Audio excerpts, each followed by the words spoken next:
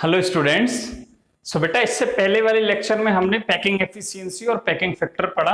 ठीक है, तो मैं अच्छे से समझ में आए होंगे वो डेरिवेशंस। उसी का एक पार्ट मैं पहले पढ़ाऊंगा, उसमें से मुझे कुछ रिलेशन तुम्हें बताना है।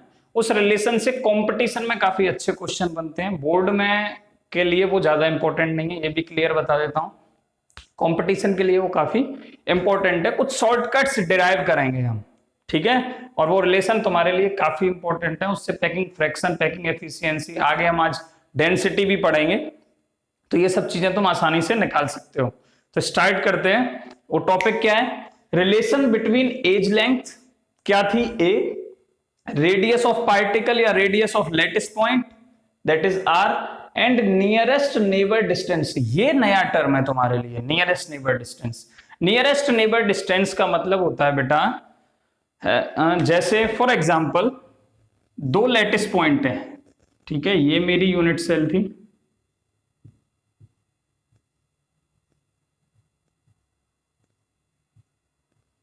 ठीक है बेटा। एक लेटिस पॉइंट यहां रखा है और दूसरा लेटिस पॉइंट ये वाले कॉर्नर पे, मतलब एक इसके सेंटर से और एक इसके सेंटर से। तो अगर तुम्हें इसका नियरेस्ट नेबर डिस्टेंस निकालना है, ठीक है, इसको दूसरे शब्दों में कोऑर्डिनेशन नंबर भी बोलते हैं। मतलब इस एटम को कितने और एटम टच कर रहे हैं, ठीक है। और नियरेस्ट नेबर डिस्टेंस कैसे कैलकुलेट करते हैं? इसके एक लेटिस पॉइंट के सेंटर से दूसरे लेटिस पॉइंट के सेंटर की दूरी को क्या बोलते हैं बेटा? Nearest neighbour distance. क्या बोला? एक लेटिस पॉइंट के सेंटर से जो दूसरा लेटिस पॉइंट उसे साइड में टच कर रहा है, ठीक है, उसकी दूरी को हम क्या बोलते हैं? Nearest neighbour distance, that is D. जैसे देखो बेटा, थोड़ा 3D में दिखाने की कोशिश करूं अगर तुम्हें, तो जैसे मेरे पास ये यूनिट सेल है, ठीक है। मैंने तुम्हें बताया कि इसमें तो चलो हमने कुछ एज लेंथ दिखा दी, लेकिन वास्तव में ये लेटिस पॉइंट कैसे होंगे? ये वाला सेंटर, इसका सेंटर मान लो, ये आगे वाले का सेंटर, यहां सेंटर से मान के पूरा आधे तक ये आ रहा होगा, और ये भी इस सेंटर को मान के ये पूरा आधे तक आ रहा होगा। मतलब इस तरीके से ये टच हो रहे होंगे। अगर मैं बात करूं कि भाई दो लेटिस पॉइंट इस तरीके से टच हो रहे हैं, इस तरीके से ही टच होते हैं हमेशा, तो इस वाले, ये वाला जो राइट में, इसके सेंटर से इसके सेंटर की दूरी, ठीक है, दूसरे वाले के सेंटर की दूरी को हम क्या बोलते हैं बेटा? डी बोलते हैं। ठीक है, अगर फेस सेंटर्ड होगा तो तुम्हें पता है कि एक फेस, एक कॉर्नर पे ये रहा, दूसरा कॉर्नर ये, ठीक है। फेस सेंटर मतलब इसकी बात कर रहा हूं, एक पूरा फेस ले लो, तो एक यहां पे, दूसरा यहां पे, तीसरा यहां बीच में होगा। तो अगर मैं डी निकालूंगा तो ये जो बीच में है, इसके सेंटर से इसके सेंटर की दूरी को मैं क्या बोल दूंगा? इसके लिए डी बोल दूंगा। मतलब मैं ये कहना चाहता हूं, अगर मैं 2D ये वाले फिगर में रिप्रेजेंट करूं, फेस सेंटर में क्या होगा बेटा? यहां पे सेंटर में ये फेस ले लिया मैंने, आगे वाला, ठीक है, अभी जो समझा रहा था। तो यहाँ फेस, इस सेंटर में एक पार्टिकल होगा और ये कॉर्नर पे भी एक पार्टिकल होगा, ठीक है। तो डी क्या हो जाएगा? इस सेंटर से बीच वाले के सेंटर की दूरी को हम यहाँ पे क्या बोल देंगे बेटा? डी। समझ में आ गया? ठीक है, तो हम ये थोड़ा सा पढ़ते हैं। ये टॉपिक बहुत अच्छा, शानदार टॉपिक है ये। Relation between edge length, radius of particle and nearest neighbour distance, that is d. अच्छा, एज लेंथ को हम दूसरे शब्दों में, बेटा मैं कुछ नाम लिखा रहा हूं तुम्हें, ये सब तुम्हें याद रखने हैं, ठीक है। एज लेंथ को और भी बहुत कुछ बोल सकते हैं, ठीक है। लिखो क्या क्या बोल सकते हैं। एज लेंथ की जगह सेल कांस्टेंट लिखा हो सकता है, ये भी ए ही होता है, ठीक है। सेल पैरामीटर लिखा हो सकता है बेटा, सेल पैरामीटर लिखा हो सकता है, और लेटिस पैरामीटर लिखा हो सकता है बेटा, ठीक है। बोर्ड थोड़ा सा दिक्कत दे रहा है, अब सही है। लेटिस पैरामीटर लिखा हो सकता है बेटा, साइड लेंथ लिखा हो सकता है, एंड टू एंड डिस्टेंस भी बोल सकते हैं। इसके बाद डी, ये जो डी है इसके भी बहुत सारे नाम हो सकते हैं, एक नाम तो यही हो गया। तो नियरेस्ट नेबर डिस्टेंस को बेटा क्या क्या बोल सकते हैं? इंटरआयनिक डिस्टेंस भी बोल सकते हैं। शॉर्टेस्ट डिस्टेंस का भी मतलब वही होता है, कोऑर्डिनेशन नंबर का मतलब भी वही होता है, और डिस्टेंस ऑफ क्लोजेस्ट अप्रोच का मतलब भी वही होता है। तो ये तुम्हें समझ में आ गया। चलो अब रिलेशन डिराइव करना स्टार्ट करते हैं। सबके लिए करना है ये हमें, ठीक है, सबके लिए करना है। चलो स्टार्ट करते हैं सिंपल क्यूबिक से। सिंपल क्यूबिक में क्या होता था? वही होता था सर जो आप हमें पहले सुनाया करते थे। क्या सुनाता था मैं? एक हर कॉर्नर पे पार्टिकल प्रेजेंट रहेगा।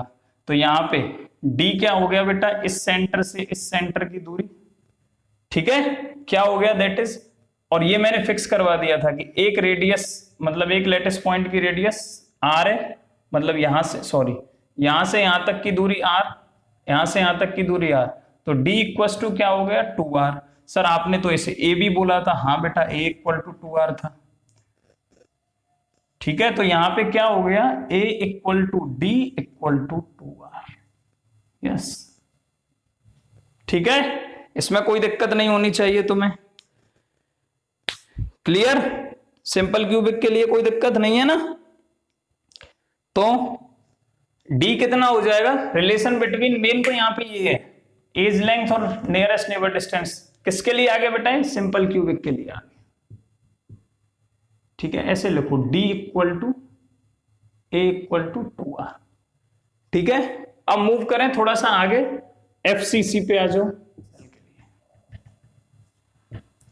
ज्यादा टाइम नहीं लगेगा, जल्दी करेंगे क्योंकि एक बार मैं ये सब तुम्हें करा चुका हूं। मैंने एक फेस ले लिया ये वाला, इसकी तीनों डायगोनल बना लो, ठीक है। एक डायगोनल ले ली, ट्राइंगल ले लो ए बी सी। तो by using Pythagoras theorem A C square equals to A B square plus B C square. ये सब मैं तुम्हें करा चुका हूं, इसलिए शॉर्ट मार रहा हूं, ठीक है, शॉर्टकट कर रहा हूं, क्योंकि ये मैंने तुम्हें पैकिंग एफिशिएंसी वाले में डिटेल में बताया कैसे फिगर बनाना है, कैसे ये सब कैलकुलेट करना है। ये ए बोल दिया जाता था, हर एज क्या थी? हमने ए लेंथ की मानी थी, ठीक है। तो ए सी स्क्वायर हमें यहां से क्या मिल जाएगा बेटा?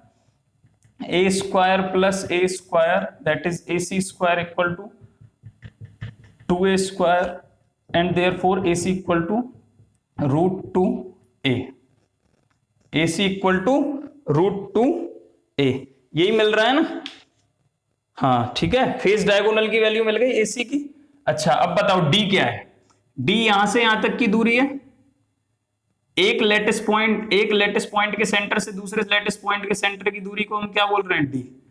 और now since d equal to 2r, ठीक है, क्या है? डी इक्वल टू 2r, और मैंने फेस डायगोनल में अगर मैं फिगर से कैलकुलेट करूं कि AC क्या होगा, तो देखो इसकी रेडियस r, इसकी रेडियस r, ये वाली 2r हो जाएगी मतलब पूरी मिला के, और ये कितनी हो गई बेटा? r, है ना? तो फ्रॉम फिगर हमें एक चीज और मिल रही है, AC इक्वल टू 4r। नहीं समझ में आ रहा है तो मैं यहां थोड़ा जल्दी में हूं, तुमको क्या करना, पैकिंग एफिशिएंसी वाला लेक्चर देख लो, face centred cubic unit cell के लिए, जहां मैं पैकिंग एफिशिएंसी निकाल रहा हूं, वहां पे तुम्हारे कॉन्सेप्ट एकदम क्लियर हो जाएगा, ठीक है बेटा, एकदम क्लियर हो जाएगा। चलो तो AC इक्वल टू 4r, यहां पे ये रख दूं मैं, 4r equal to √2a and therefore r equal to √2/4a, ये लिख सकता हूं, ठीक है। अब मुझे एक चीज पता है कि फ्रॉम फिगर एक और चीज पता है फिगर से कि जो d है, d क्या है? हमेशा 2r है। दो सेंटर्स के बीच की दूरी, एक की रेडियस r, दूसरे की रेडियस r, दोनों को जोड़ दिया हमने तो क्या मिल गया हमें? d इक्वल टू 2r मिल गया। r की वैल्यू सब्स्टिट्यूट कर दो, therefore d equal to 2 into √2/4a, 2 to 2 cancel, √2 to √2 cancel, therefore d equal to a/√2, d equal to a/√2। क्या इसमें कोई डाउट है बेटा? नहीं होना चाहिए। तो रिलेशन मिल गया तुम्हें, r और a का रिलेशन मिल गया, d और a का रिलेशन मिल गया, और d और r का रिलेशन मिल गया। यही हमें चाहिए। सिंपल क्यूबिक के लिए भी हमने यही डिराइव किया था, फेस सेंटर्ड क्यूबिक के लिए भी हमने ये डिराइव कर लिया। तो मैं ऐसा लिखूं, d equal to a/√2 equal to 2r, ठीक है। क्लियर है? बिल्कुल क्लियर है सर, ठीक है। चलो नेक्स्ट BCC के लिए बात करें।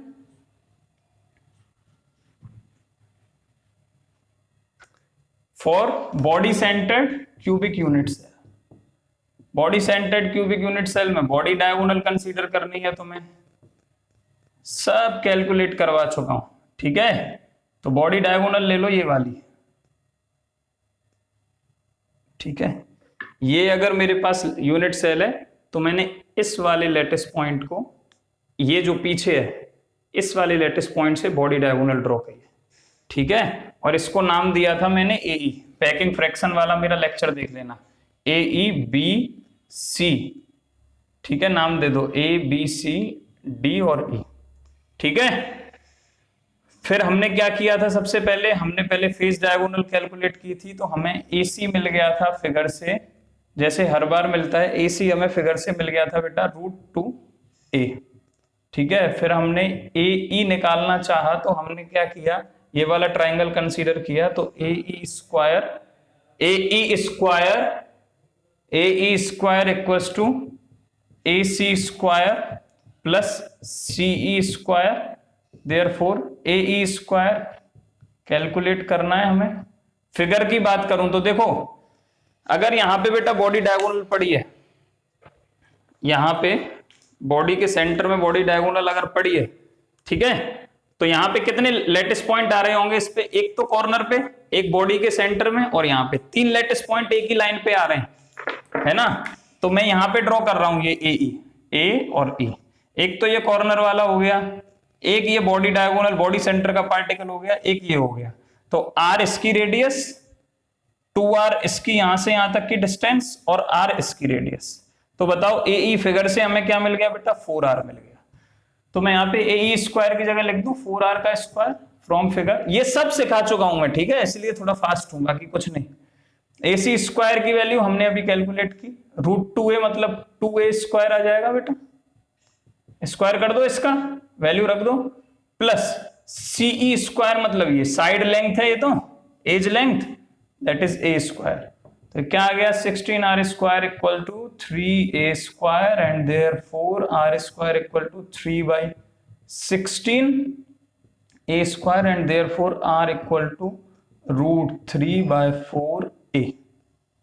ये आ गया जी रिलेशन R और A का, ठीक है। पहले मैंने A की वैल्यू कैलकुलेट की थी पैकिंग फ्रैक्शन में, उससे कोई फर्क नहीं पड़ता, तुम कैसे भी वैल्यू कैलकुलेट कर लो और वैल्यू पुट करनी है बस। R का मिल गया। अब तुम्हें पता है D क्या है, हमेशा से 2R है ना, D क्या है, 2R है, फिगर से भी 2R ही आएगा।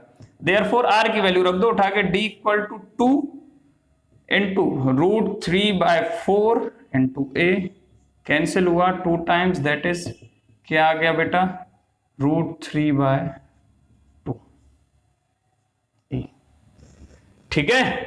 तो A इंटू ये आ गया, ठीक है। तो BCC के लिए भी तुम्हें रिलेशन मिल गया। शॉर्टकट लिख दूं यहाँ पे ऊपर, समरी लिख रहा हूं, शॉर्टकट वॉर्टकट कुछ नहीं है, शॉर्टकट तो अब बनाऊंगा मैं तुम्हारे लिए, ठीक है। D equals to √3/2a equal to 2R equals to 2R। Is it clear बेटा, ठीक है। तीनों के लिए एक बार हमने फिर से बता दिया। अब एक शॉर्टकट टेबल बना ले, चलो एक टेबल बनाओ जिससे तुम्हें डर लगना चाहिए। क्या लगना चाहिए, डर लगना चाहिए। डर नहीं लगेगा फिर क्वेश्चन तुमसे डरेंगे अगर तुम्हें टेबल याद हो गई तो। बनाओ DAR, शॉर्टकट में याद रखना। ये कौन सी टेबल है, डर वाली टेबल है। चलो सभी लैटिसेस के लिए लिख लेंगे, ठीक है। यहां पे लिख लो टाइप्स ऑफ लैटिस, बहुत शानदार तरीके से पढ़ा रहा हूं तुम्हें, ठीक है। ये मैं जानता हूं, अभी तुम तो नहीं जानते हो क्योंकि तुमने पहली बार पढ़ा है, लेकिन जब तुम क्वेश्चन सॉल्व करोगे ना बेटा, कंपटीशन के भी फटाक से क्वेश्चन सॉल्व होंगे, मेरी गारंटी है, अगर तुम्हें ये सब चीजें याद हो जाती हैं जो मैं बोल रहा हूं। Types of lattice, simple, cubic, इन तीनों के बीच का रिलेशन चाहिए मुझे हर बार, ठीक है। तो एक चीज तुम पहले सबसे पहले फिक्स कर दो मेरे साथ, वो ये है, हर एक में सिंपल क्यूबिक के लिए बात करेंगे, देन BCC के लिए बात करेंगे, देन हम FCC के लिए बात करेंगे। सब में d/2 रखो, ठीक है। और इधर R/1 और R/1। अच्छा, पैकिंग फ्रैक्शन सिंपल क्यूबिक के लिए 52.4% आया था, BCC के लिए क्या आया था 68%, एंड एफसीसी के लिए आया था 74%। ठीक है, अब ए की वैल्यू की बात रहती है तो सबसे पहले लिख दो ए आएगा a/2, और यहां पे ये जो लाइन है ना इसे हटा देना, क्या लिखना है, इक्वस। शॉर्टकट बता रहा हूं मैं तुम्हें, अभी रिलेट कर दूंगा ऊपर वाले से। ठीक है, a/2, एक बार तो सब जगह a/2 लिख ही दो, a/2। अगर तुम्हें देखो वैल्यू याद नहीं आती है गलती से तो तुम क्या करोगे, ये टेबल बना के फटाक से नोट कर सकते हो। तो सबसे पहले ऐसे लिख दिया, इसमें कोई दिक्कत है यहां तक? कोई दिक्कत हो तो सोच लो, कोई दिक्कत हो तो यहां तक बेटा सोच लो। सोच लिया? चलो अब वो क्लियर हो जाएगी। देखो अब मैं कुछ शॉर्टकट बता रहा हूं, ये तो ऐसे ही रहेगा सिंपल क्यूबिक का,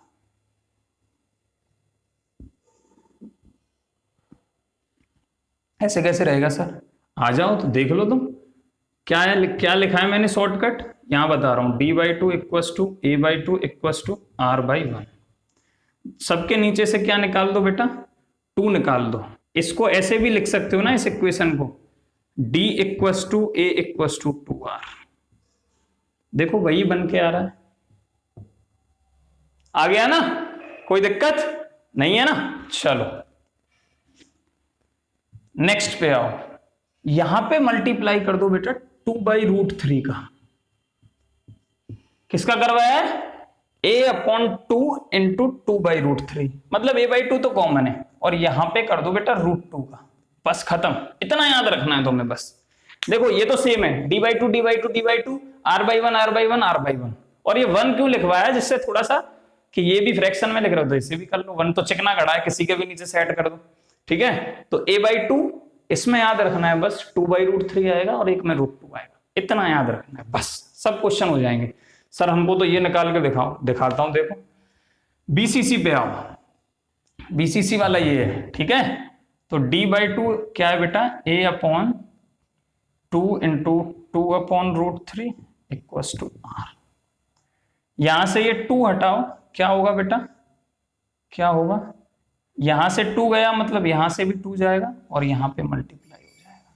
ठीक है, देखो थोड़ा मैच करके क्या आ रहा है, d बिल्कुल सही है, 2r बिल्कुल सही है। सर ये बीच वाला सेट नहीं हो रहा, कर लो यार, √3 को ऊपर न्यूमरेटर मल्टीप्लाई हो जाएगा ना, तो ये बन जाएगा d equals to √3a/2 equals to 2r, बन गया ना। देखो ये शॉर्टकट टेबल है, लेकिन ये बनाई, देखो पहले लॉन्ग कट पढ़ाए जाते हैं फिर उसका शॉर्टकट बनाया जाता है, तो इसी तरीके से टेबल जनरेट की है, ऐसे यहां भी सेट हो जाएगा, इसे भी तुम कर सकते हो। समझ में आ गई? तो ये टेबल कौन सी याद रखनी है तुम्हें, डर की टेबल याद रखनी है, रिलेशन याद होना चाहिए। तो एक चीज हम तुम्हें बताते हैं, एक इंपॉर्टेंट क्वेश्चन है कि सबसे कम पैकिंग फ्रैक्शन किसका होता है। एनसीईआरटी और 12th के बेसिस पे अगर क्वेश्चन पूछा जाए, कंपटीशन में भी पूछेगा, तो तुम्हें सिंपल क्यूबिक ही आंसर लगाना है, 52.4 होता है जी। लेकिन अगर तुम सॉलिड स्टेट को और थोड़ा ब्रॉड नजरिए से देखो तो उसमें एक डीसीसी टाइप ऑफ लैटिस आता है, that is diamond cubic centred unit cell, है ना। तो डायमंड टाइप की यूनिट सेल होती है उसमें, उसका पैकिंग फ्रैक्शन 34-37 के अराउंड आता है, उसी का सबसे कम होता है, लेकिन वो 12th लेवल तक नहीं है। ठीक है, मैंने तुम्हें ये बता दिया कि वो 12th लेवल तक नहीं है, तो तुम्हें हमेशा ऑप्शन कौन सा लगाना है बेटा, सिंपल क्यूबिक लगाना है। तुम्हें कौन सा ऑप्शन लगाना है, सिंपल क्यूबिक लगाना है। कोई डाउट तो नहीं है इसमें? ठीक है, अब हम नेक्स्ट मूव कर सकते हैं। तो नेक्स्ट टॉपिक की हेडिंग तुम डाल सकते हो, अब तुम हेडिंग डालो बेटा डेंसिटी। अब हम क्या कैलकुलेट करेंगे, density of the crystal lattice. चलो हेडिंग डालो बेटा, डेंसिटी ऑफ क्यूबिक क्रिस्टल्स।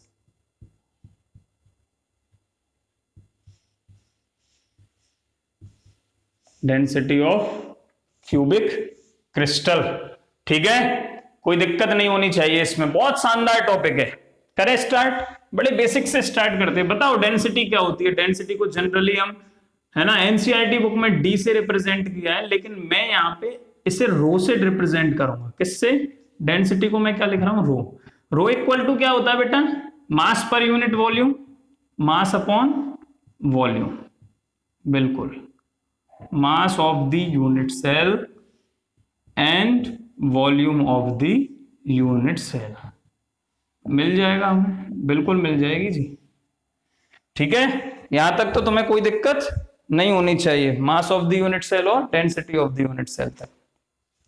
अच्छा, mass of the unit cell कैसे निकालेंगे, ऐसा बोल सकता हूं, total number of lattice points per unit cell, of lattice points per unit cell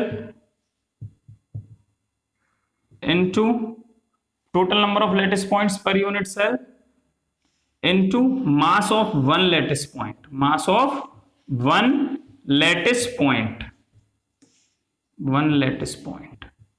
upon volume of unit cell। Volume of unit cell हमने cubic crystal की बात कर रहे हैं, मतलब volume of unit cell a cube हो जाएगा।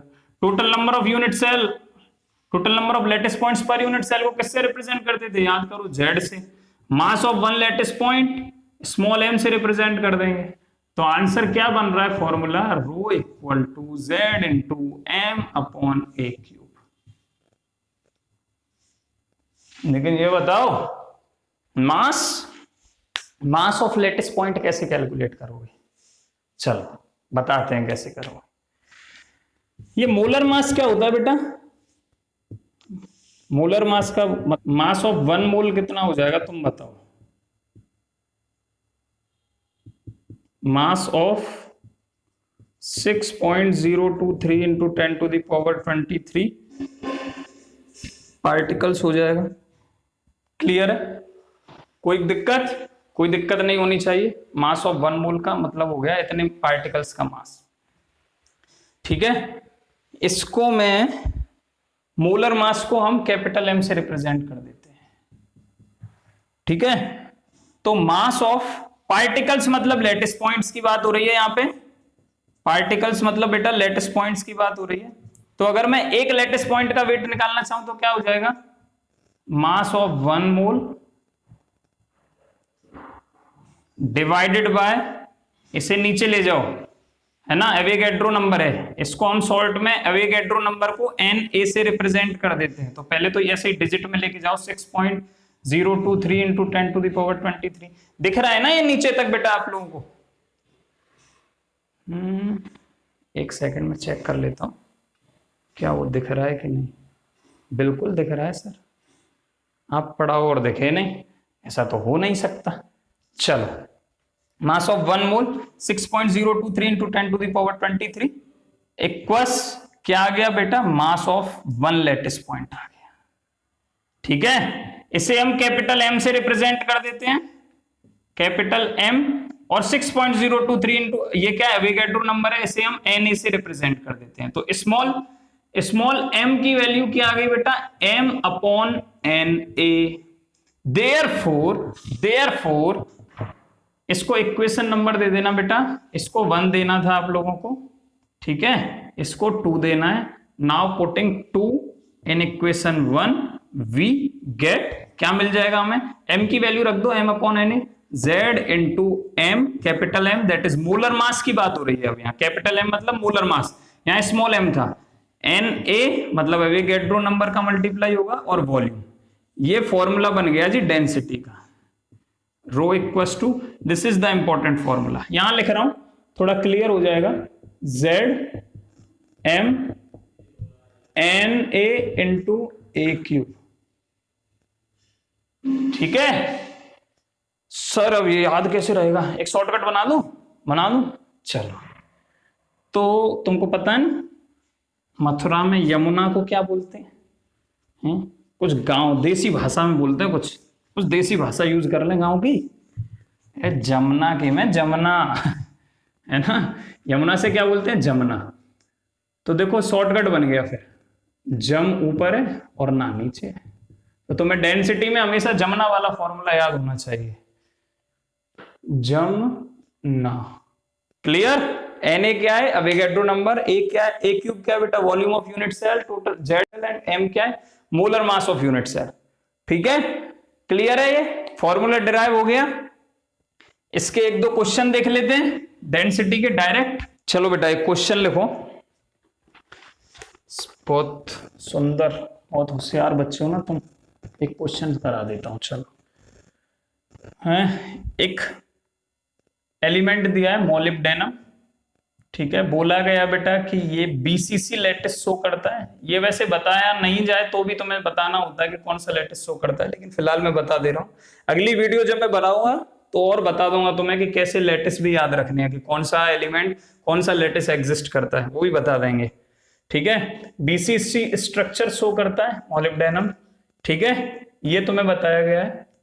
और क्या गिवन है, गिवन बता रहा हूं, ठीक है।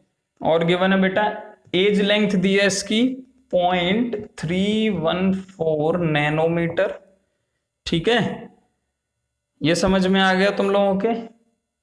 चलो इसका मास दिया हुआ है, मोलर मास, ठीक है, 96 ग्राम पर मोल। करते हैं, पहले तो यूनिट मैच करने की कोशिश करनी है, तो इसको नैनोमीटर से पहले तो मीटर में कन्वर्ट करो। क्या आएगा 0.314 इंटू 10⁻⁹ मीटर। मीटर में कन्वर्ट कर ली, इसको किलोग्राम में कन्वर्ट करो। 96 डिवाइडेड बाय क्या हो जाएगा 1000, अगर किलोग्राम में कन्वर्ट करना है, किलोग्राम पर मोल, ठीक है। फॉर्मूला क्या है डेंसिटी का, जमना, ठीक है। जेड बीसीसी स्ट्रक्चर के लिए बताओ, ये तुम्हें पता लगाना, यही तो बुद्धि दौड़ानी है कि बीसीसी स्ट्रक्चर के लिए जेड क्या हो गया 2 हो गया सर। एम क्या हो जाएगा, मास क्या हो जाएगा 96 किलोग्राम, 96 डिवाइडेड बाय 1000, मतलब ऐसे लिख दो 96 इंटू 10⁻³ किलोग्राम पर मोल, डिवाइडेड बाय एन क्या हो गया 6.023 इंटू 10⁻23 पर मोल।